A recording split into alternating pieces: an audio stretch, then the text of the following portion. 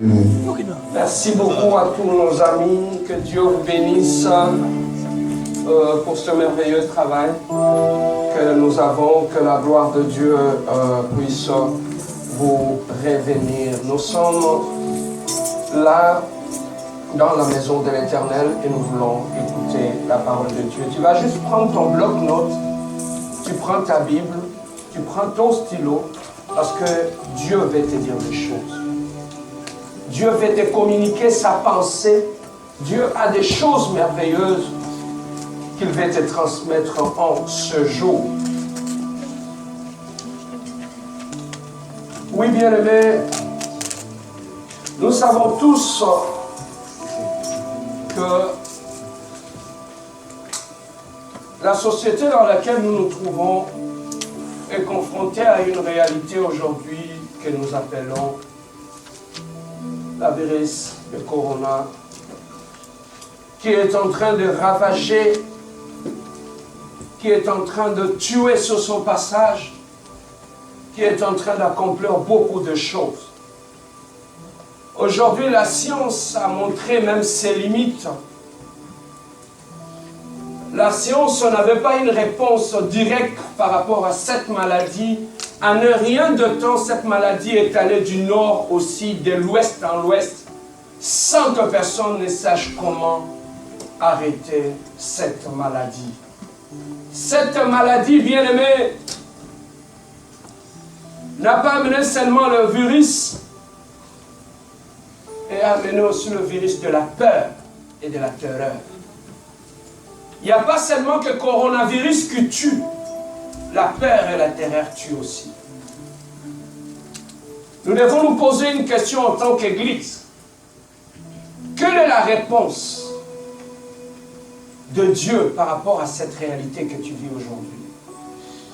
Qu'est-ce que la Bible dit, pasteur, par rapport à ce que nous sommes en train de vivre aujourd'hui, par rapport à cette maladie qui terrasse, qui détruit? Hier, je suis allé à l'épicerie, je vis des gens, comment ils s'arrachaient de l'eau, de papier hygiénique, ils s'arrachaient toutes sortes d'aliments à cause de la peur que le journal, la télévision, l'internet est en train de distribuer chaque jour du matin au soir. Le matin, coronavirus. À midi, c'est la même chose. Le soir, c'est la même chose. L'homme est perdu. L'homme s'était tourné vers la science, croyant qu'ils allaient bloquer la progression de la maladie. Mais la maladie a continué à progresser. Et l'homme est perdu. Il ne sait plus quoi faire. Du jour au jour, on apprend.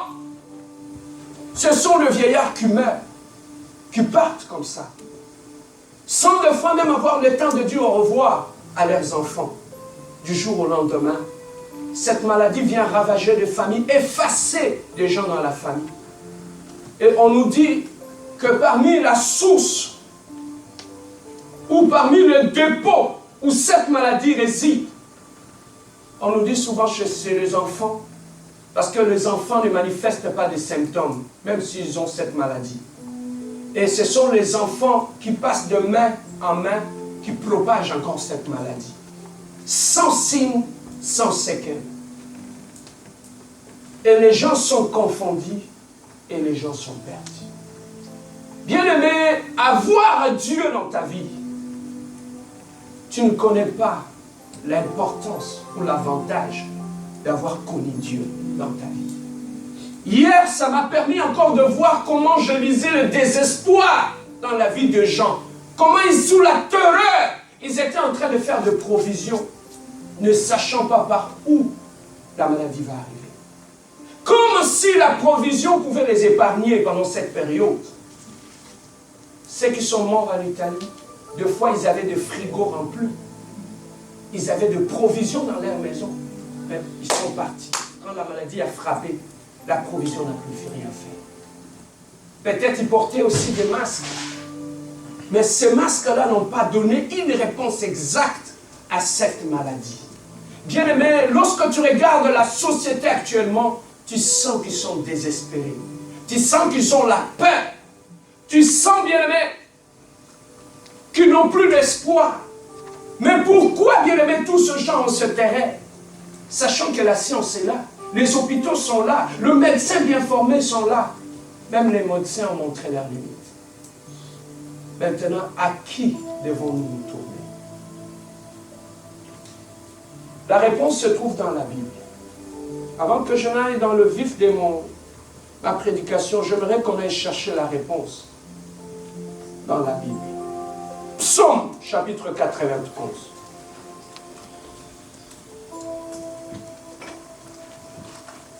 Psaume, chapitre 91.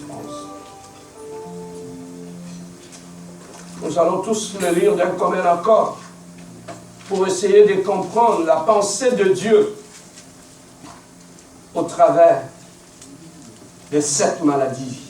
Que dit la Bible face à cette épidémie, à ces fléaux? Que dit la Bible par rapport à tout cela? J'aimerais qu'aujourd'hui, qu'on puisse questionner la Bible pour connaître quelle est la réponse de la Bible par rapport à cette maladie. Le monde n'a plus de réponse. Mais nous, en tant qu'enfants de Dieu, nous ne pouvons pas avoir la même réponse que le monde. Et en tant qu'enfants de Dieu, nous ne pouvons que nous fier à l'horloge. Nous ne pouvons que nous fier au GPS qui est la Bible pour connaître l'orientation exacte par rapport à ces messages. Prends ta Bible, Psaume chapitre 91, verset 11. Pendant que moi je serai en train de lire, toi tu vas lire dans ta Bible. Ainsi dit l'Éternel, qui habite auprès du Très-Haut repose sous la protection du Tout-Puissant. La Bible est en train de nous situer que sur cette terre des hommes, il y en a de ceux qui s'abritent sous les ailes de Dieu. Il y en a de ceux qui ne sont pas sous les ailes de Dieu. Donc, ta position dans la vie peut être aussi une protection pour ta vie. Ici, la Bible est claire. Dès le début, il t'indique ta position exacte. Il dit, quelle est ta position aujourd'hui? La Bible est claire, nous dit, celui qui s'abrite sous la protection du Très-Haut repose sous la protection du Tout-Puissant. La Bible pèse les mots. Je ne sais pas si tu comprends ce que ça veut dire. Il dit, qui s'abrite du Très-Haut repose sous la protection du Tout-Puissant. On dit le Tout-Puissant. Le Tout quoi? Puissance. Donc il a toute puissance en lui de neutraliser n'importe quelle maladie. Les autres sont puissants. Mais lui, il est le Tout-Puissant. Celui qui s'abrite sous l'Éternel, il se met sous la protection du Tout-Puissant. Il a toute la puissance en lui. Il peut contrôler la puissance de la maladie, la puissance de la sorcellerie, la puissance de l'envoûtement, la puissance, bien aimé, des virus, peu importe les virus. Parce qu'on dit qu'il est le Tout-Puissant. Il est le Tout-Puissant. Celui qui s'abrite sous sa protection. Nous continuons. Je dis à l'Éternel, tu es mon refuge et ma forteresse. Mon Dieu en qui je me confie. David dit que l'Éternel, tu es mon refuge et ma haute retraite. Je trouve mon refuge auprès de toi. C'est auprès de toi que je fuis quand il y a un problème pour m'abriter. Lorsqu'il y a la pluie, on fuit pour se mettre à l'abri dans la maison. Mais maintenant, dans cette situation actuelle, voilà pourquoi le monde est perdu, parce qu'ils n'ont pas d'abri. Nous avons l'abri. Notre abri, c'est le Tout-Puissant. Celui sous qui nous nous abritons. Il est notre haute retraite. Il est notre forteresse. On dit la forteresse, c'est le muraille qu'on entoure une ville pour protéger la ville contre toutes sortes d'attaques de toutes sortes d'attaques. Et on a construit cette sorte de muraille tout autour de la ville, que ce soit la nuit ou les jours, que la ville soit sous la protection. Maintenant, David dit, Seigneur, tout autour de moi, tu es comme ma forteresse. Tu es comme le mur de protection tout autour de moi, un antivirus. Tout autour de moi. Maintenant, dis-moi, si l'Éternel qui est tout autour de toi, il est comme une forteresse, qui peut briser cette protection? De quoi tu perds, Yaya? De quoi tu perds? Les gens du monde, ils n'ont pas le même langage que nous. C'est parce qu'ils ne connaissent pas cette vérité. Dieu ne pas leur abri. Voilà pourquoi ils pensent qu'aller acheter, faire des provisions, mettre à la maison, ça va les protéger. Non. L'être humain, pour qu'il soit protégé, il doit besoin de se protéger sous l'abri du Très-Haut, qui est notre forteresse. Voilà pourquoi nous dormons en paix, parce que nous savons que tout autour de nous, il y a une forteresse. Tout autour de mes enfants, il y a une forteresse. Tout autour de ma famille, il y a une forteresse. Je n'ai pas besoin de le voir, mais je sais que ma maison est sous la protection du Très-Haut. On avance. 3. Celui qui te délivre du filet de l'oiseleur et de la peste qui fait ravage. Celui qui fait quoi? Qui te délivre du filet de l'oiseleur. Et de la peste, hein? Et donc ces histoires de peste, de virus, n'ont pas commencé aujourd'hui, depuis les temps anciens. David dit que tu ne me protèges pas uniquement contre le sorcier, mais tu me protèges aussi contre la peste, contre le virus. Hein? Alors celui qui a cette connaissance n'a plus peur. Parce qu'il sait que celui qui veille sur moi, il ne me protège pas contre seulement les accidents, même contre le peste et la maladie. Il est clair et il le dit. Verset 4. Il te couvre sous son. Tu es en sécurité sous quoi? Sous ses ailes. Je ne savais pas que Dieu était un oiseau. Je ne savais pas que Dieu était un oiseau. Qui porte des ailes? Des oiseaux. Maintenant, il dit, tu viens trouver la protection sous les ailes de Dieu. C'est là que tu te protèges. Il te couvre de ses ailes. Alors dis-moi, lorsque tu es sous les ailes de Dieu, qui peut te toucher? Qui peut te voir? Le monde ne connaît pas ces choses. Voilà pourquoi ils sont sous la terre. On continue. 5. Tu n'as donc point à craindre les terreurs de quoi? Il est clair. Il dit même les terreurs de la nuit. Même les terreurs de la nuit, quand les terreurs de la nuit arrivent, la Bible nous dit, même les terreurs de la nuit, on n'a rien à craindre. Voilà pourquoi celui qui connaît ces choses dort comme un bébé. David dit, tu n'as rien à craindre, même le terreur de la nuit. Même si la nuit, il se ligue pour venir te détruire, tu n'as rien à craindre. Pourquoi? Parce que celui qui est ton abri, celui qui... L'Israël te dit une chose, celui qui veille sur Israël, il ne sommeille ni ne dort. Est-ce que ton Dieu dort? Non. Voilà pourquoi tes ennemis ne peuvent pas te surprendre. Même si moi je suis sur mon lit, je dors. Mais je sais une chose, celui qui veille sur moi, il ne dort pas.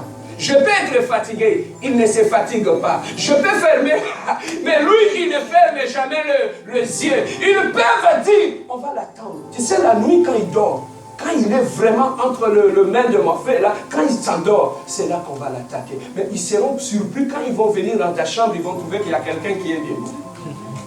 Et cette personne ne dort jamais, parce qu'il veille sur toi. C'est lui l'Éternel des armées. Le monde ne connaît pas ces choses. Voilà pourquoi ils sont sous la terre. Mais nous connaissons ces choses. On continue pour terminer. Tu n'auras point à craindre le terrain de la nuit, ni les flèches qui volent la journée, ou bien la peste, on revient encore avec le coronavirus, ni la peste qui rôde dans l'obscurité, ou encore le coup fatal qui frappe à l'heure de midi. 7, j'aime ça. Est-ce que nous pouvons lire tous d'un commun accord? Le verset 7. Let's go. Et 1000 tombent à ton côté, et 10 000 à ta droite, De quoi as-tu peur? La Bible est claire. Il dit 1000 tomberont où? Et elle dit 1000 où? Mais toi, tu ne seras jamais à? Je serai au milieu d'eux. Lorsque la maladie frappera, je ne serai jamais atteint. Ça, c'est la promesse que la Bible me dit. Même si la maladie survient, je me lève toujours ma main, je dis, Seigneur, tu m'as promis que 1000 tomberont à gauche, 10 000 à droite. Mais moi, je ne serai jamais à. De quoi as-tu peur?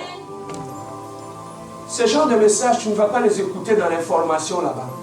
À l'RDI, tu ne vas pas écouter ça. TVA, tu ne vas pas écouter ça. Parce que ils adorent, ils élèvent le trône de la virus. Voilà pourquoi ils peuvent t'en parler de coronavirus. Ils peuvent te montrer la beauté, la force et l'impact. Nous avons un seul trône que nous élevons, c'est le trône de Jésus-Christ. On n'élève pas le trône de la maladie. 8. Il te suffira de regarder tes yeux pour constater la rétribution de méchants. Oui, tu es mon refuge, ô Éternel. Si toi tu fais du très haut ton abri. Si tu fais de l'Éternel ton abri, qu'est-ce qui va arriver? Verset 10. Lisons-les ensemble. Le verset 10. Aucun malheur ne t'arrivera. Aucun frayeur ne touchera. Car il remontera aucun mal ne t'atteindra si tu fais de l'Éternel ton refuge. Rien ne t'atteindra. Ça, la Bible dit, il est derrière sa parole pour l'accomplir. Dieu est fidèle. Est-ce que quelqu'un a encore peur ce matin? Est-ce que quelqu'un a encore peur? Lève-toi là où tu es, nous allons prier. Nous allons prendre quelques minutes.